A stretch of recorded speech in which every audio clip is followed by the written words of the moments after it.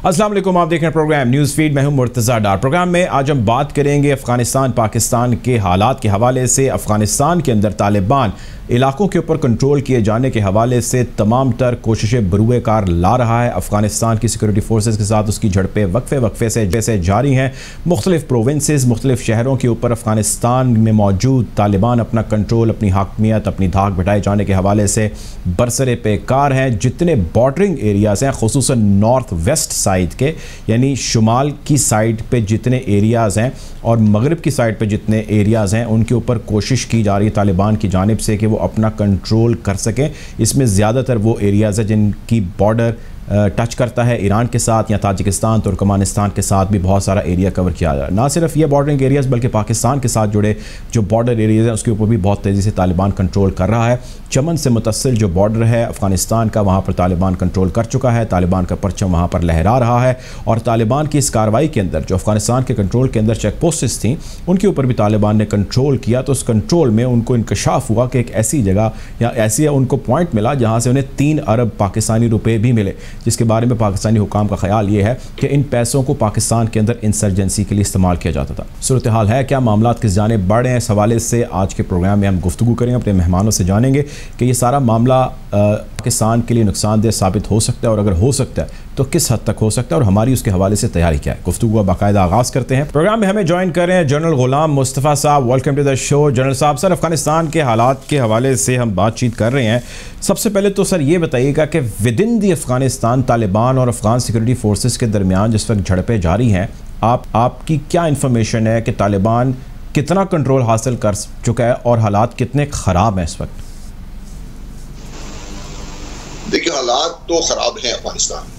अंदरूनी तौर पर मामलात इतने बेहतर नहीं है जितने होने चाहिए, क्योंकि खदशात हैं कि अगर बढ़-चढ़ शुरू हो गया तो खुदा न खास्ता इसका खात्मा कहाँ पे होगा। लेकिन चंद एक चीज़ें जो हम आमतौर पे इस दफ़ा जो तालिबान को असेस करने में या अफगानिस्तान के अंदर की सूरत हाल को असेस करने में जो है मद्देनजर रखनी चाहिए कि तालिबान इस दफ़ा बड़ी समझदारी से मूव कर रहे हैं।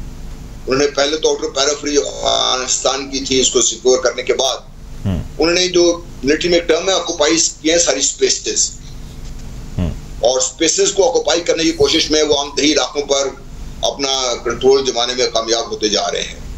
शहरों पर और डिस्ट्रिक्ट हेडक्वार्टर्स पर उन्होंने खुद ऐलान के तौर पर उन्होंने कहा कि हम यहाँ पर जंग नहीं चाहते, ना ही करना चाहते हैं, ना ही खून खराबा चाहते हैं। यानी वो मिलिट्री पावर को इस दफा जो इस्तेमाल कर रहे हैं कि जो वो धड़े अफगानिस्तान के जो उनके साथ मुज़ाहमत करना चाहते हैं उनको आइसोलेट करके उनको मजबूर किया जाए कि वो बातचीत के टेबल पर आएं और वो सियासी हल तलाश किया जाए जो अफगान तालिबान चाहते हैं। और ये उनकी जो मुझे अभी तक जो स्ट्रेटजी समझ आई है इसमें काफी हद तक वो कामयाब भी हैं।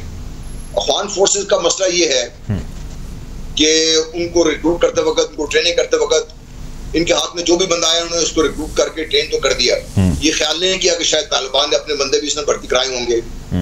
फिर वो इस दफा ये भी भूल गए कि तालिबान ने हर इलाके में जो वहाँ के मुअज़्ज़िज़ीन थे जिनके बारे में दोनों साइड्स पे उस इलाके के लोगों को, चाहे वो तालिबान के मुखालिफ हैं या उसके हक में हैं, उन पे एतमाद था आमतौर पे लोगों को। तो काफी इलाकों में उन्होंने जाके उनसे नेगोशिएशंस की है जिसके नतीजे में अफगान फोर्सेस भी आस्ते आस्ते मेल्ट होती जा रही हैं। और बहुत सारी तो भाग के ताजिकिस्तान चले गए, कोई अंदाज में और मुख्तलिफ सूरत में सामने आए हैं।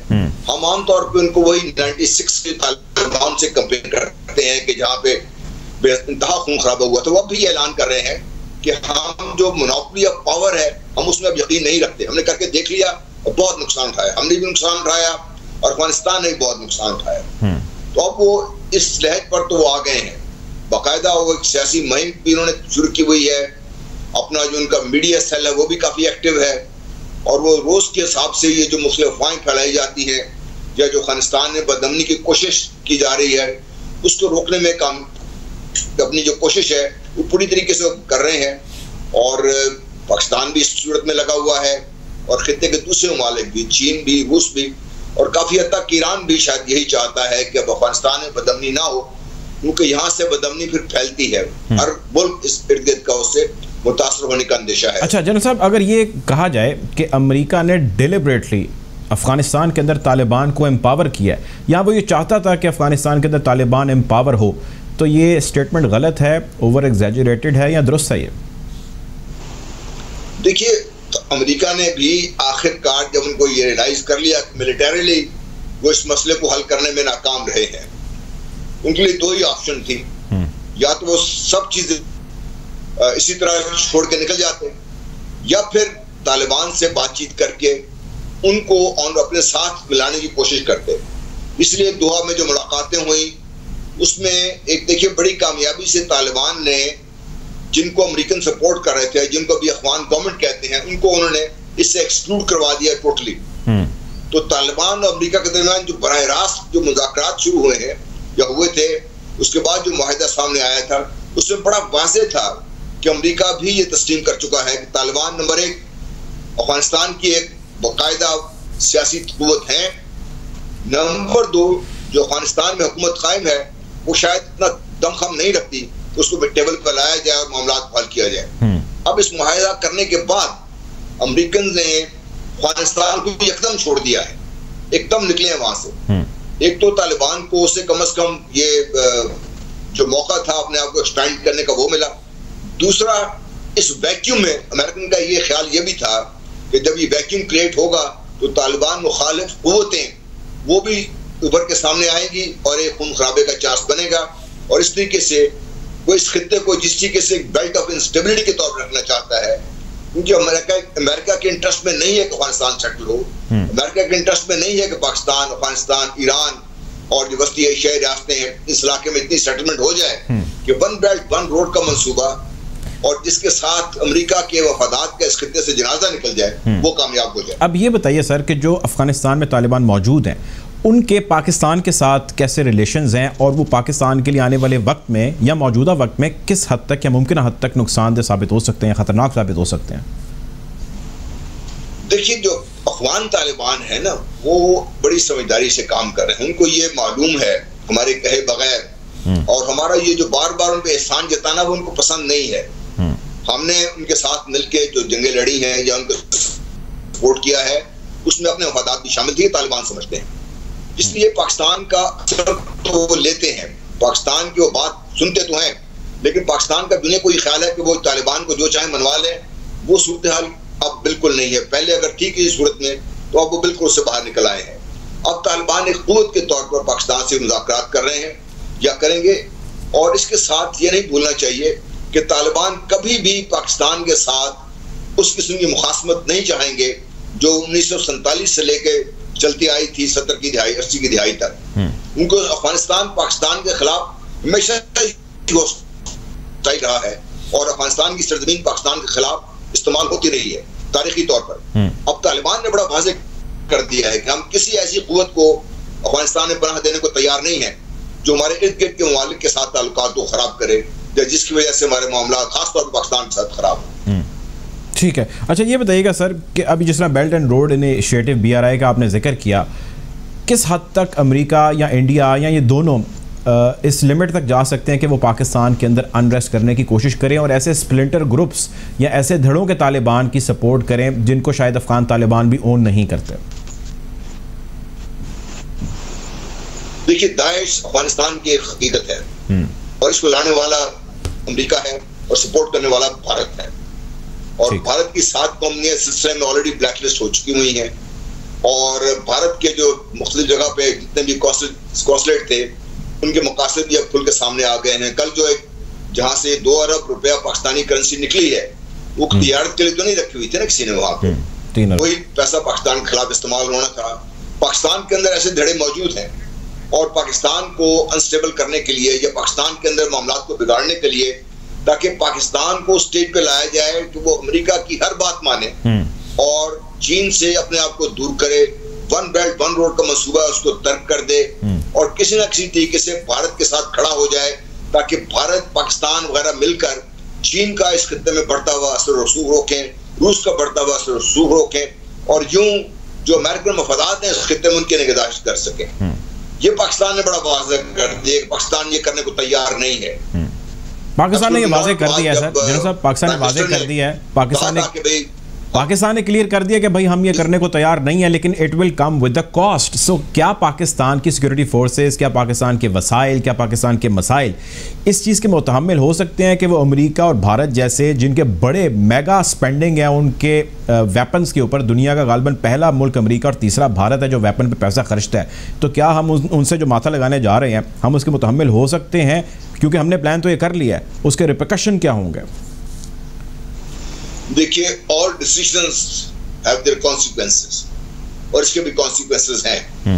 और मुझे पूरा यकीन है कि जो पाकिस्तान की लीडरशिप है, चाहे वो मिलिट्री है, चाहे वो पॉलिटिकल लीडरशिप है, ये बहैसियत स्टेट हमने इन सब चीजों का जायजा लेकर, पाकिस्तान बड़ा क्लियर था पाकिस्तान के साथ क्या हो सकता है और पाकिस्तान को किस तरीके से दबाया जा सकता है, तो तमाम चीजें मद्देनजर रखते हुए ये फैसला हुआ है। तो मुझे इस बात का भी यकीन है कि अफवाज पाकिस्तान हो या पाकिस्तान के दूसरे सिक्योरिटी के इदारे हों, वो अब तमाम इस काबिल हो गए हैं कि वो शोरश को पनपने से पहले उसको वो दबा सकें इसको।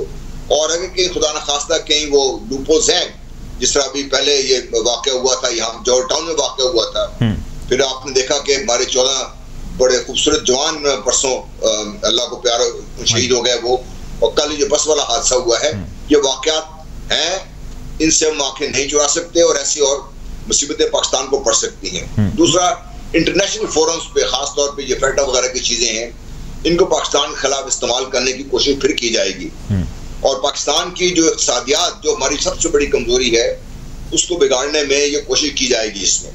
तो ये सारी चीजें हैं बड़े बड़े कॉन्टेक्स्ट में जो पाकिस्तान को जिनका सामना हो सकता है मुमकिन तौर पर।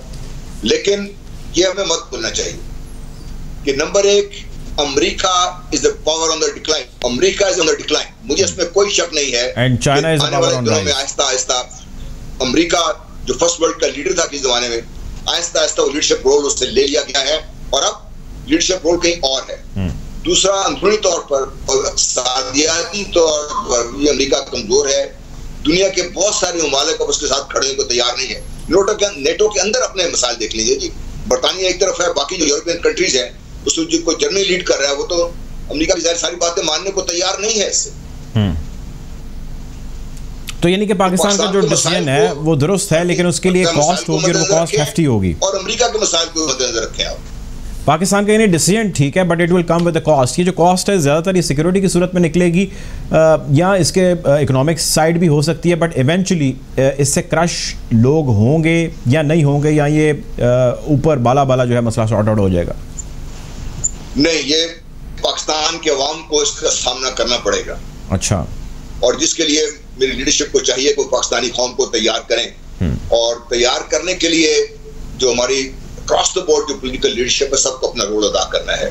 इसमें सिर्फ गवर्नमेंट की जिम्मेदारी नहीं है, इसमें अपोजिशन की जिम्मेदारी भी उतनी ही है, क्योंकि खुदा न खास्ता अगर पाकिस्तान को नुकसान होगा तो नुकसान सब उठाएंगे बेसिकली। तो ये एक सारी हम सब की जिम्मेदारी है कि हम अपना कंधा जोड़ें और आने वाले जो हालात हैं उनके बारे में सोचकर जो भी हो सकता है उसके बारे में हम अपनी जो भी पॉलिसीज है वो तय करें, और पाकिस्तान को इस आज नहीं कल नहीं इसका हमने सामना करना था। अच्छा सर, अब एक दूसरा सवाल है। दूसरा सवाल एक ये है कि अब ये पाकिस्तान ने डिसीजन तो ले लिया, अब ये ज़ाहिर है मामला कोई 1 साल या 2 साल पे तो मुहित है नहीं, ये एक लंबा चलने वाला सिलसिला है। आप जानते हैं कि गालिबन 1.5 से 2 साल जैसे रह गए हैं इस करंट गवर्नमेंट में या इस करंट लीडरशिप के अंदर, और आगे पैराडाइम शिफ्ट होनी है। तो क्या हम इस लेगेसी, इस प्लान, इस पॉलिसी को यूं ही कैरी करेंगे? Question number 1। And question number 2, अगर हम नहीं कैरी करते तो फिर इस सारी तकलीफ उठाने का हमें क्या फ़ायदा? देखिए, इससे बैक ट्रैक करने के नुकसान आप पहले देख लीजिए। अगर हम नहीं कैरी करते हैं तो फिर क्या उठाने का हमें क्या फायदा? तो अमेरिका ने या उनके जो हवारी हैं उन्होंने देखिए इससे पाकिस्तान को रीबिल्ड करने में या पाकिस्तान को सादी अगर हम नहीं कैरी करते हैं तो फिर क्या उठाने का हमें क्या फायदा? तो अमेरिका ने या उनके जो हवारी हैं सबसे बड़ी पाकिस्तान में इन्वेस्टमेंट की है वो चीन ने करने में ये सोचते हैं चाहे वैसे की है। इसके अलावा जो बहुत बड़ी चीज हम नजरअंदाज नहीं करनी चाहिए कि चीन ने अपनी जो रेपुटेशन है वो स्टेक पे लगा दिया इसमें, क्योंकि चीन अगर पाकिस्तान से बैकआउट करता है तो फिर चीन को दुनिया में कहीं भी वो पजीराई नहीं मिलेगी, क्योंकि सबसे पुराने ताल्लुकात और सबसे मजबूत ताल्लुकात, सबसे गहरे ताल्लुकात पाकिस्तान और चीन के। इसी तरह पाकिस्तान के लिए बहुत मुश्किल है कि तकरीबन $60 बिलियन पाकिस्तान में आने के बाद हम चीन को कहेंगे sorry the just break away from you. नहीं हो सकता, ये होता नहीं है। और इसके अलावा पाकिस्तान की कौम देखिए, पाकिस्तान के फौज देखिए, ये 2000 वाले। लेकिन सर माजी में हमारी माजरत के साथ माजी में हमारी ऐसी लीडरशिप्स रह चुकी हैं जो इसकी मुतामिल हो सकती हैं। अगर कोई पैराडाइम शिफ्ट होता है, कोई नई गवर्नमेंट आती है, कोई नई और पॉलिटिकल पार्टी आ जाती है, so there is always a chance.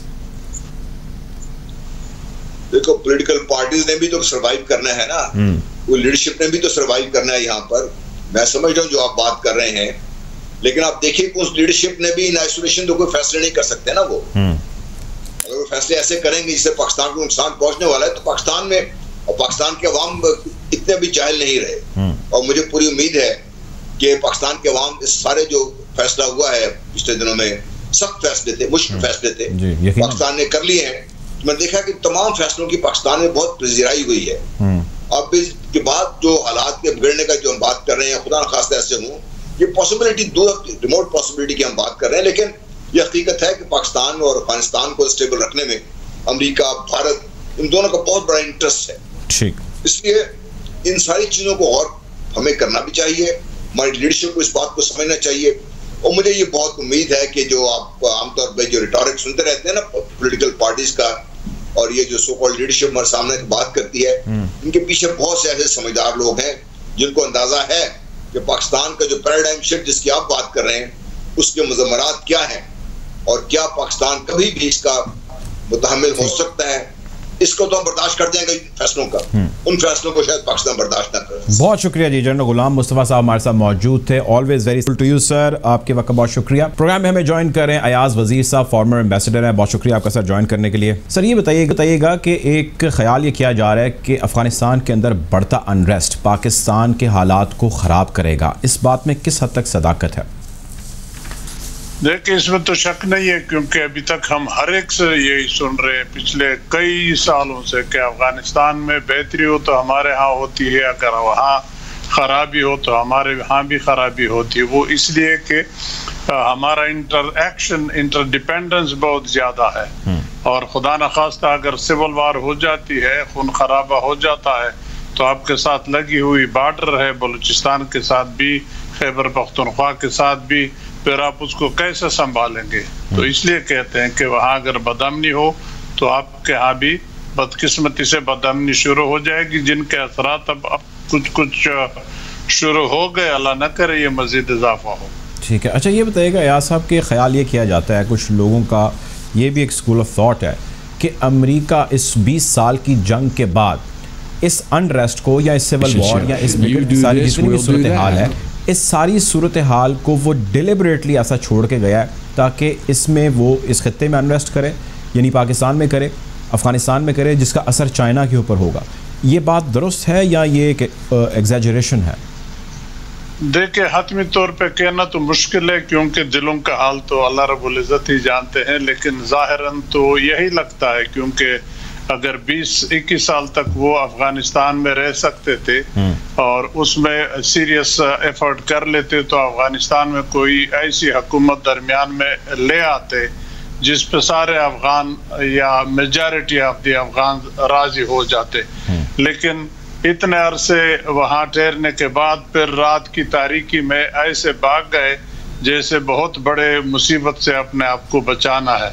तो मुसीबत तो पीछे रह गई, अब वो मुसीबत किसके लिए नुकसानदेह है, किसके लिए फ़ायदेमंद है, उसको हम देखेंगे। नुकसान तो हमें है जो इमीडिएट नेबर है, जो रीजन के ममालिक है, उनके लिए मसला है। अमेरिका तो चला गया, बल्कि अगर नुकसान इन मुल्कों के लिए है तो अमेरिका का तो वो फिर फायदे में आता है, क्योंकि अमेरिका इस रीजन में नहीं चाहता कि चीन का असर व रसूख बढ़े, या चीन का जो CPEC वाला प्रोजेक्ट हमारे साथ है, जो BRI का मजीद लिंक बनेगा, उसका अमेरिका मुखालिफ है, हिंदुस्तान मुखालिफ है। अमेरिका किसी सूरत में उसको कामयाब होने नहीं देगा।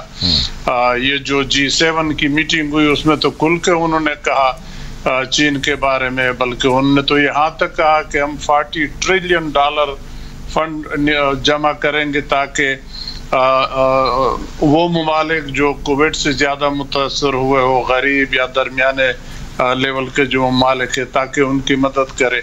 क्लियर इशारा यही था कि ये तो गोया उसके मुकाबले सीपे के मुकाबले में या BRI के मुकाबले में ये फंड इन मुल्कों को देगा कि उसमें चीन का असर रसूख न बढ़े। ये तो खैर वो दूसरा लंबे अरसे वाला किस्सा है, लेकिन इमीडिएट अगर अफगानिस्तान में बदअमनी होती है तो जाहिरन तो यही लगता है कि वो अमेरिका के फायदे में है, तो शायद इसलिए लोग भी ज्यादातर यही कहते हैं। लेकिन सर ये जो अब एक नई बहस छिड़ गई है, जो वज़ीर दिफ़ा हैं बरतानिया के, उनका बयान आया कि जी तालिबान वहाँ पे गवर्नमेंट बनाते हैं तो हम तालिबान के साथ मुमकिन तौर पर आगे चल के काम कर सकते हैं, यानी कि ब्रिटेन जैसा या ब्रिटिश कंट्री उनके साथ चल के काम करने की बात कर रहे हैं, उनके वज़ीर दिफ़ा ये बात कर रहे हैं। तो क्या ये कोई नया एक सेटअप होने जा रहा है दुनिया के अंदर कि जिनके ख़िलाफ़ आप लड़े थे, बरसरे पेकार थे, इतने सालों की जद्दोजहद थी, जंग थी, आज आप उनके साथ एक हुकूमत के तौर पे या उनको एक पावर कॉरिडोर के तौर पे बैठ के उनके साथ सिफारती ताल्लुकात बनाएंगे और चलेंगे? ये क्या ये मतलब समझ से बाला था ये चीज़ ना? ये तो अगर आप उसके बयान को पूरा तफसीलन पढ़ लेते तो उसने कोई नई बात नहीं कही। उसने ये कहा है कि तालिबान की हुकूमत अगर बन जाती है और वो फिर बैनुल अक़वामी कवानीन के मुताबिक दूसरे मुल्कों के साथ अच्छे रवाबित रखे, अच्छी डीलिंग कर ले, तो जाहिर बात है फिर किस मुल्क को उस पर एतराज होगा। लेकिन सर ये तो यही बात है कि दहशतगर्द जो है या एक चोर जो है वो अपने आप को इंटरनेशनल स्टैंडर्ड्स के मुताबिक ले आए तो हम ठीक है उसको वाइट वॉश कर देंगे और कहेंगे जी वो बिल्कुल ठीक है, हम उसके साथ ताल्लुकात रखते हैं। ये तो दूसरा इसका यही मतलब हुआ। मैंने पढ़ा ये तो देखे आप अगर उस एंगल से देखते हैं तो फिर जरा वो ममालिक देख ले बगैर नाम लिए हुए जिनमें आज़ादी की तहरीकें चली थी, जिनको बरतानिया हुकूमत ने, यूरोप के कई मुल्कों ने बशमूल अमेरिका उनको पहले दहशतगर्द गर्दाना, उनके लीडरों को जेलों में डाला, बहुत अरसा जेलों में रहे, फिर वही तारीख कामयाब हुई, वही मुल्क उनसे आज़ाद हुए, वही लीडर फिर सदर बन गए, उनके साथ डील किया। ये तो दुनिया का एक अनफॉर्चुनेट सिलसिला है कि पहले वो बंदा उनके नजर में टेररिस्ट होता है क्योंकि वो अपनी आज़ादी या अपनी बका के लिए लड़ता है, और जब वो अचीव करता है तो फिर उसको रिकॉग्नाइज करते हैं कि हाँ आप वाकई इस मुल्क के मालिक है। तो इस तरह तालिबान भी देखे अफगान है, कोई बाहर के लोग तो नहीं है, वो अपनी आज़ादी अपने खुद मुख्तियारी के लिए लड़ रहे हैं। अगर उसमें वो कामयाब होते हैं और फिर नेबरिंग या दूसरे सारे रीजन या दुनिया के साथ ताल्लुकात अच्छे रखते हैं, अच्छे मेंटेन करते हैं, किसी बाहर के मुल्क को नुकसान नहीं पहुंचाते हैं, तो उनके साथ क्यों डील नहीं करेंगे? पहले तो रिजर्वेशन ये थी कि शायद वो दुनिया से एक अकेलेपन के शिकार हुए थे, इंटरेक्शन दूसरी दुनिया के साथ नहीं कर रहे थे। अब तालिबान ने भी वो सबक सीख लिया, मेरा ख्याल है वो गलती नहीं करेंगे जो पहले की थी। आखिरी सवाल आपसे सर, ये अफगान तालिबान पाकिस्तान के लिए किस हद तक खतरनाक साबित हो सकते हैं? देखिए उसके खतरनाक होने में तो शायद इस लिहाज से कहा जा सकता है कि जो मजहबी तंजीमें हैं या मजहब के नाम पे जो सियासी पार्टियां हैं उनको तकवीयत मिलेगी, और फिर जो TTP या जो दूसरे से गिरोह है उनको भी जाहिर बात है फिर थोड़ी सी शय मिल जाएगी। अभी पिछले दिनों अगर याद हो तो क्वेटा में एक रैली मोटरसाइकिलों की निकली थी, और फिर शायद KP में भी इसी तरह किसी एग्जैक्टली वो जो झंडे लोगों ने उठाए, तो ये चीजें तो है, लेकिन वो फिर हमारी अंदरूनी कमजोरी होगी, हम हुकूमत कमजोर होगी या हम अपनी अंदरूनी कमजोरियों से आंखें चुराएंगे। तो अंदरूनी घर के अंदर जो खामियां है उनको हमें ठीक करना होगा, जो फॉल्ट लाइन है उसको अटेंशन क्विकली पे करना पड़ेगा, वरना खुदा न खास्ता अगर वहां पे बदअमनी हो गई तो फिर आपके लिए उस वक्त इसको एड्रेस करना मुश्किल हो जाए। बहुत शुक्रिया जी। अयाज वजीर साहब हमारे साथ मौजूद थे, फॉर्मर एम्बेसडर। प्रोग्राम में वक्त हुआ एक ब्रेक का, ब्रेक की जाने पड़ेंगे।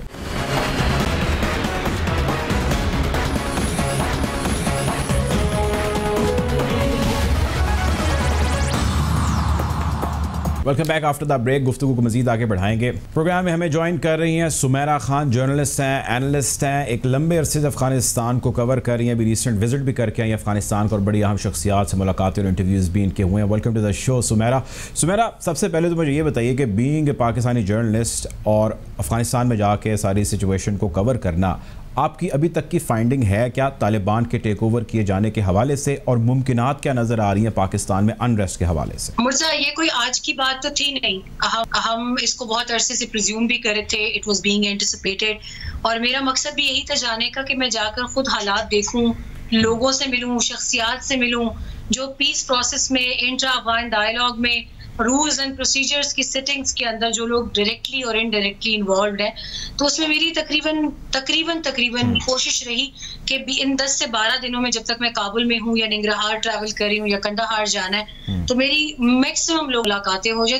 तो generally in total all together में मेरी कोई 20 से 22 ऑन रिकॉर्ड मुलाकातें हुई, और गालिबन लगभग इतना ही ऑफ द रिकॉर्ड मुलाकातें थी। उन शख्सियात ने को रिक्वेस्ट यही की कि वो नाम और शनाख्त जाहिर ना करें लेकिन बातचीत कर लें। तो it was all what I felt is कि मुझे लगा कि अफगानिस्तान में जो आम आदमी है वो सिर्फ अपनी 2 वक्त की रोटी, उसको अमन चाहिए, उसको खुशहाली चाहिए, उसको सुकून चाहिए, उसको अपनी आने वाली जनरेशंस के लिए तालीम, रोजगार, सेहत और अमन चाहिए। Aman is top priority right now. और टॉप प्रायोरिटी ऐसे है कि मेरी जितने भी वहां पे दुकानदारों से बात हुई, वेंडर से, छोटे बड़े जितने लोग, वो यही उन सब का एक ही कहना था। उनको इस चीज से कतन कोई गर्ज नहीं थी कि उन्होंने या तालिबान को हुक्मरान नहीं मानना, या उन्होंने क्या कहते हैं काबुल रजीम को हुक्मरान नहीं मानना, या उनकी को खास चॉइस थी। नहीं, ऐसा नहीं है। ये मैं आपको ग्राउंड रियलिटी बता रही हूँ। लेकिन अब अमन के क्या हालात हैं सुमैरा? अमन के तो हालात खराब वहाँ पे दिखाई दे रहे हैं, हमें नजर आ रहा है कि अनरेस्ट है, तालिबान टेक ओवर करने की, कंट्रोल करने की कोशिश कर, बहुत सारे एरियाज पे कर चुका है। सो अमन तो तितर बितर है, लेकिन जो तालिबान कंट्रोल करना चाह रहा है उस कंट्रोल के हवाले से कोई इन्फॉर्मेशन आपके पास, और तालिबान इस कंट्रोल किए जाने के बाद किस तरह आगे मजीद बढ़ना चाहता है in relations with other countries, specially Pakistan, और विद इन द अफगानिस्तान कैसे चलना चाहता है वो? बिल्कुल, मैं इसमें आपको बिल्कुल अपडेट कर सकती हूँ। मेरी परसों बहुत एक तफसीली सेटिंग रही है एक इंटरव्यू के सिलसिले में ज़बीहुल्लाह मुजाहिद जो तालिबान तर्जुमान है, और उनसे मेरे सवालात यही थे। कल आप इसको मैं अपने डिजिटल मीडिया प्लेटफॉर्म यूट्यूब के ऊपर अपलोड भी करूंगी। काफ़ी उन्होंने उनसे बातें हुई हैं, उनका बकौल उनके वो बड़े स्ट्रेट फॉरवर्ड जा रहे हैं। उनको ब्लड शेड नहीं चाहिए, वो सरेंडर करने के लिए ऑप्शंस देते हैं गवर्नर्स को, जिनको वहाँ अफगानिस्तान की ज़बान में या उनके इस्तिलाह में उसको उलसवाली मशर कहते हैं। उलस मशर उनके सदर को कहा जाता है, अशरफ गनी को उलसवाली उनकी डिस्ट्रिक्ट्स को कहा जाता है। तो वहाँ के हवाले से उनका कहना था कि अब तक हम तकरीबन 85% अफगानिस्तान पर कंट्रोल बिलवास्ता बिला वास्ता हासिल कर चुके हैं, और इसमें उन्होंने सबसे बड़ी अपनी जिस कामयाबी का जिक्र किया वो था Kandahar. Kandahar we all know the strategic importance, it's the deadly nature of Kandahar. अब मज़ार शरीफ पर उनकी नजर है, मज़ार शरीफ अगर उनके पास आ जाते तो यू नो इट कि this is going to collapse in the favour of Taliban. यहाँ तक मैं अगर बात करूं तो निमरोज एक सूबा पाकिस्तान के साथ जो इनका आखिरी लगता है 11 सूबे हैं, निमरोज से बदख्शां तक 11 सूबों में उनका कहना है कि यहाँ तक हमारे जो टारगेट्स हैं वो आखिरी हैं, क्योंकि बॉर्डर्स कंट्रोल इस वक्त हमारा पहला टारगेट है कि हमने तमाम मुल्कों के साथ बॉर्डर्स के ऊपर एक स्टर्न कंट्रोल हासिल करना है। हम प्रोविंशियल कैपिटल्स की तरफ अभी मार्च नहीं कर रहे, और सिर्फ उस सूरत में करेंगे जब हम पर अगर कोई डेडली अटैक्स किए जाते हैं। यहाँ उन्होंने एयर स्ट्राइक्स का भी जिक्र किया, यहाँ उनके C-17 ग्लोब मास्टर जहाजों का भी जिक्र आया इंडिया के, जो कि 2 40 टन एम्यूनेशन और असले से लदे हुए एक कंदाहार एयरफील्ड पर आया और एक काबुल एयरफील्ड पर उतरा। उन्होंने उस हवाले से भी कहा कि भारत एक तरफ अगर हमारे साथ डायलॉग कर रहा है, दूसरी तरफ अगर वो हमारे खिलाफ असलहा भिजवा रहे हैं तो this will be taken as double crossing. तो हम फिर उनको एक एनिमी की तरह लेंगे, एक दोस्त की तरह नहीं लेंगे। तो काबुल की सड़कों पर इस वक्त जो असलहे से लदे ट्रकों की खबरें आ रही हैं, काबुल में अब आहिस्ता आहिस्ता लोग हमारे सिफारत खाने के गिर्द जमा होते जा रहे हैं। सबको इमिग्रेशन चाहिए, सबको पाकिस्तान आना है, एवरीबॉडी इज ट्राइंग। लेकिन अब पाकिस्तान तो उस पर ज़ाहिर क्लियर कट मौक़िफ़ दे चुका है कि ज़रा एंटरटेन नहीं करेंगे अफगान मुहाजिरीन को। लेकिन जब इतना बड़ा इन्फ्लक्स कोशिश करेगा आने की, और आप दूसरी बात ये जानती हैं कि हमारा तकरीबन 90 या चलें कह लें 95% बॉर्डर फेंस हो चुका है, but still there is a possibility of breach. So आपको लगता है कि हमारे यहाँ वो तैयारी हमने कर ली है कि हम ऐसी किसी भी ब्रीच को ना होने दें, लीगली या illegally? It's a 2600 kilometers long porous border it was porous. अभी तक सिचुएशन बहुत तब्दील हो चुकी है। अगर आप सोवियट्स के साथ कंपेयर करें, जो कि सब मैं कुछ चैनलिस्ट्स को देख रही हूँ टीवी पे बैठ के, वो सोवियत टाइम के साथ पाकिस्तान की सूरत हाल कंपेयर करें, इट्स नॉट गुड। आप रियलिटी को रखें लोगों के सामने। सोवियट्स के टाइम पे Pakistan was vulnerable, no doubt about it, let's confess that fact.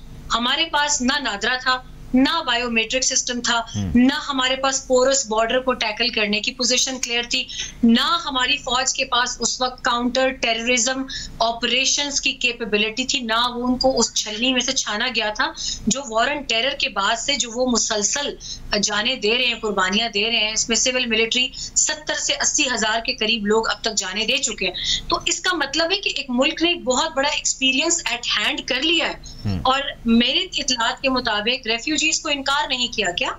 हाँ, प्राइम मिनिस्टर एक बात पे हर्ट जरूर थे कि बहुत नास्टी स्टेटमेंट्स आ रहे थे अफगान हुकूमत के ऑफिशियल्स, हमदुल्ला मोहिब, रहमतुल्लाह नबील, हनीफ अतमर और अशरफ गनी साहब की तरफ से। तो प्राइम मिनिस्टर ने in the heat of the moment ये बात की जरूर थी कि अब पाकिस्तान की भी बस हो चुकी है, हम ऑलरेडी 30 लाख अफगानियों को संभाल रहे हैं, हमारे भाई हैं, इसमें कोई शक नहीं है। मगर उनकी 15 लाख औरतों की इज्जत अगर पाकिस्तान में महफूज है, तो अफगान हुकाम किस मुंह से पाकिस्तान की माओ बहनों बेटियों को गालियां देते हैं? तब उन्होंने एक जरूर ये कहा था कि अगर सिविल वॉर होती है या तालिबान बजोरे बंदूक वहां पर हुक्मरानी हासिल करते हैं, तो फिर हम अपना बॉर्डर सील करेंगे। और अगर अफगान इन्फ्लक्स नहीं रुकता तो इस मर्तबा उनको they won't be allowed to roam freely in across Pakistan. तो इसके लिए क्या लगता है आपको? रेफ्यूजी कैंप्स बनाए जाएंगे? They will be buffer zones, तो उनको रखा जाए। रेफ्यूजी कैंप्स होंगे, बफर जोन्स होंगे या कुछ स्पेसिफाइड एरियाज होंगे जिसके अंदर रहेंगे, बट इवेंचुअली हम उनको वेलकम कर ही देंगे, ख्याल ये है? और इसमें let me add one more thing जो कि मुझे पता चली थी। दो चीजें बहुत अहम होने जा रही हैं।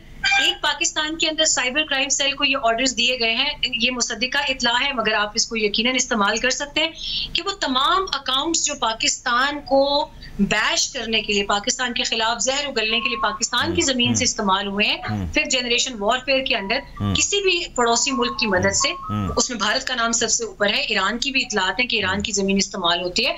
यहाँ पर उनका कहा गया कि उनका डेटा कंपाइल किया जाए, फर्स्ट। सेकेंड, यहाँ पर ये भी हुकाम की जानिब से इतलात हैं कि क्योंकि ऑलरेडी जो अफगान रेफ्यूजीज हैं उनमें से अगर एपीएस को लें तो एपीएस के बाद से अब तक बहुत सी कड़ियां दहशतगर्दी की कार्रवाइयों की जो लोग मुकीम है पाकिस्तान में रेफ्यूजी की हैसियत से, उन लोगों की भी उसके अंदर इन्वॉल्वमेंट पाई गई है। तो ऐन मुमकिन है कि उन बफर जोन्स तक इनकम्बेंट जो अफगान रेफ्यूजीज का नंबर है उनको भी आहिस्ता आहिस्ता रिपैट्रिएट किया जाएगा, और जो नहीं जाना चाहते उनको they will be sent to the buffer zones. ठीक है, आपकी कोई तालिबान की सीनियर लीडरशिप से और बात हुई है ज़बीउल्लाह मुजाहिद के अलावा, या ज़बीउल्लाह से भी जो आपकी बात हुई है, पाकिस्तान को लेकर उनका क्या सेंटिमेंट है और पाकिस्तान गवर्नमेंट के साथ वो कैसे चलना चाहते हैं, और आपकी इस पर अपनी ऑब्जर्वेशन क्या है?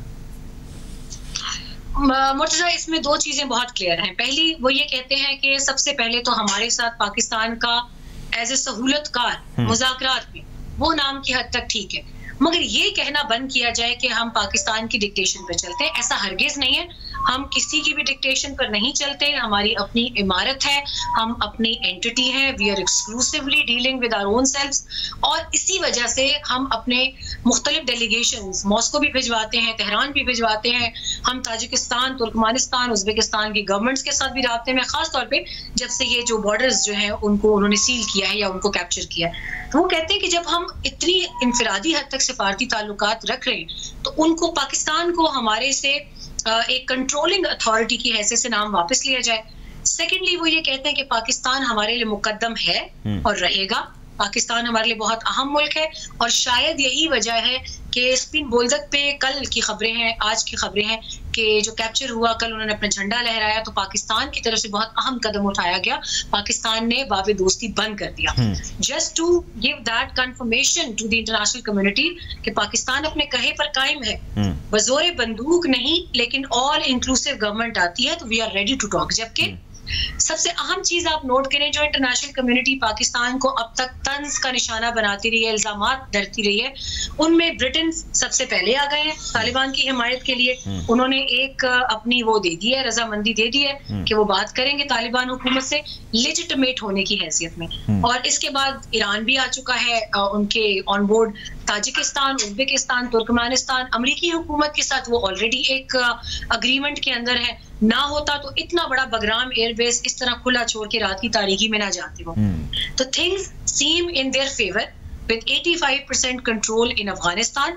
There are few districts जहाँ इस वक्त contested वाली situation चल रही है, मगर बादगीस में, बादगीस से लेके फरियाब, फरियाब से लेके निमरोज और निमरोज से लेके बदख्शां तक सूरत हाल इस वक्त ये बताती है कि बैरूनी ममालिक including India, I repeat it again, including India, Taliban को हर कोई रीजनल पार्टनर्स मानने को तैयार है। और तालिबान ये कहते हैं कि हमारे लिए इस सारे प्रोसेस में पाकिस्तान ने हमेशा एक बहुत अहम कलीदी किरदार अदा किया है इस सारे प्रोसेस को अंजाम तक पहुंचाने में। ठीक है, लास्ट क्वेश्चन टू यू, कोई पाकिस्तान को मुमकिन तौर पे खतरात हो सकते हैं अफगान तालिबान से आने वाले वक्त में? अफगान तालिबान की अगर आप बात करें तो अभी तक ऐसा कोई सिनेरियो नहीं है, क्योंकि हमने कुछ ऐसे इंसिडेंट्स देखे कि जहां टीटीपी कमांडर्स जो थे, जो पाकिस्तान से भागे हुए थे, फ्यूजिटिव्स थे, उनको मुकाबले में अफगान तालिबान ने रिटेलिएट किया है और पहले उनको सरेंडर की पेशकश की गई थी मगर वो नहीं माने। इसी तरीके से बीएलए जो कि अफगानिस्तान के आउटस्कर्ट्स में, खास तौर पे कंदहार में, जहां से कल एक बड़ी अमाउंट आपने देखी है रिकवर होते हुए भी, तो बीएलए टीटीपी इस वक्त वहां पर उनके लिए कोई जगह नहीं है अफगान तालिबान के पास। आने वाले वक्तों में सिफारती ताल्लुकात जरूर होंगे, मगर मुझे नहीं लगता कि रिटेलिएशन, क्योंकि दोनों सॉवरन मुल्क हैं, काबुल और इस्लामाबाद दो रियलिटीज हैं, और ये जो इसके अंदर एक इंटरनेशनल बॉर्डर की कैपेसिटी है, this is going to make Taliban realize that they cannot topple over anything that doesn't fall, you can say that under between the borders of Afghanistan. तो मेरा नहीं ख्याल कि वो इस लाइन को कंट्रोल या रेड लाइन को क्रॉस करना चाहेंगे। ठीक है, बहुत शुक्रिया जी, हमारे साथ सुमैरा खान साहिबा मौजूद थी। जैसे बहुत शुक्रिया आपके वक्त का। तालिबान एक हकीकत है और ये भी हकीकत है कि तालिबान अफगानिस्तान पे 85% से ज़ायद एरिया के ऊपर अपना कंट्रोल हासिल कर चुके हैं, जो ये वो क्लेम करते हैं। पाकिस्तान अफगान तालिबान के साथ रिलेशंस फ़िलहाल बेहतर एंजॉय कर रहा है as compared to the other countries as पर तालिबान। आने वाले वक्त में यकीनन इस खत्ते में और इससे जुड़ी जितनी भी खबरें हम कोशिश करेंगे आपको उससे अपडेट रखें। अब तक के लिए इतना ही, अपना ख्याल रखिएगा, अल्लाह हाफ़िज़।